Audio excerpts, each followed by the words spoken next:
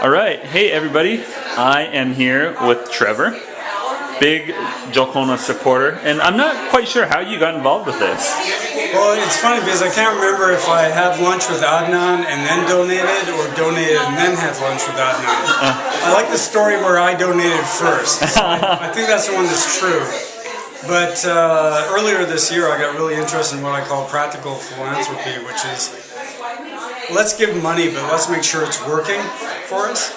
And as times get tighter, people really want to be sure that what they donate makes a difference. And Jolkona struck me as both innovative and effective, and I got very enthusiastic about it as soon as I tried it out. I was also impressed with the fact that they very rapidly combined a lot of web technologies that a lot of us expect to see, like the web, the map integration. So on Jolkona, you don't just say, what can I afford to give? You say, where in the world do I want to give? What category of project do I want to support? How much can I afford?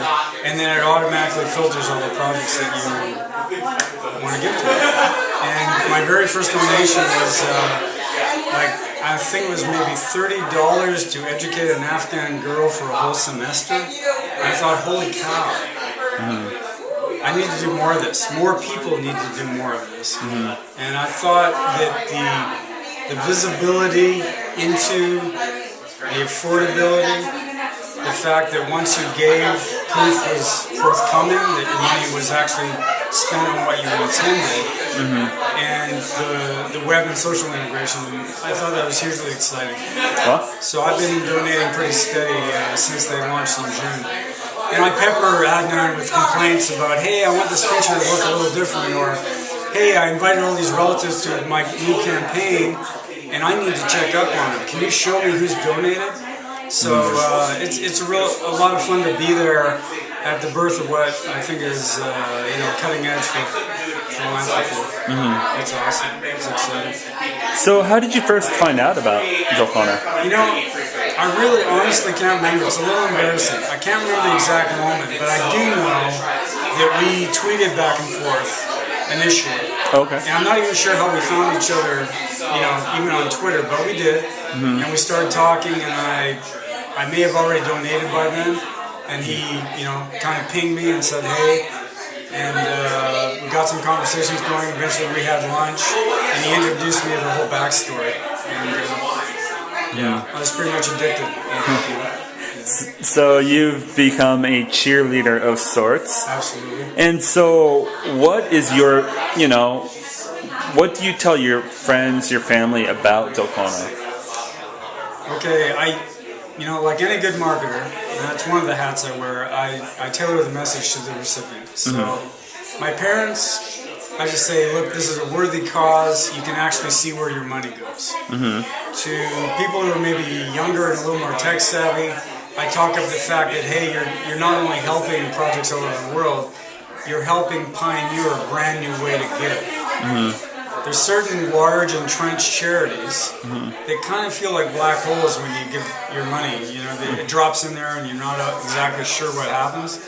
And I feel like not only am I helping someone out there in the world when I donate, I'm helping a way of giving. I'm reinforcing this innovation. So, like I said, if I'm talking to my parents, it's one conversation. And if I'm talking to my social media buddies, it's a totally different one. So, for you, just as on a personal level, using Jolkona, they have all sorts of options for giving, what types of charities you give to. Do you have a favorite type or favorite charity? I tend to gravitate towards education programs because I feel like it's so foundational to everything else. I feel like literacy, mathematical literacy, and then computer literacy, those things all have to kind of happen together.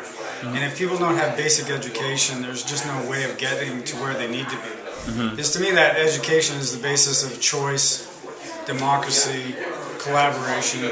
There's no way that's going to happen unless you're at least basically literate. So I look at, like the Afghan Girl Education Project was a great example, because here you have girls who are already teenagers and they don't have the equivalent of their GED yet. And I'm thinking that's got to happen. That's the starting point. So I really gravitate towards education first. Although Jolkona offers a wide range of categories, like cultural identity, green projects like planting trees, things like that. But I guess education to me is the core of my effort on Jolkona. Great. And any parting words about Jolkona? I really want people to check out the site and try it out. I mean, for as little as $5, you can find out just how amazing this site is. And wouldn't you like to be part of fixing things? Yeah. That's my parting shot. Very cool. All right, everybody. Trevor. Thanks, Kendra.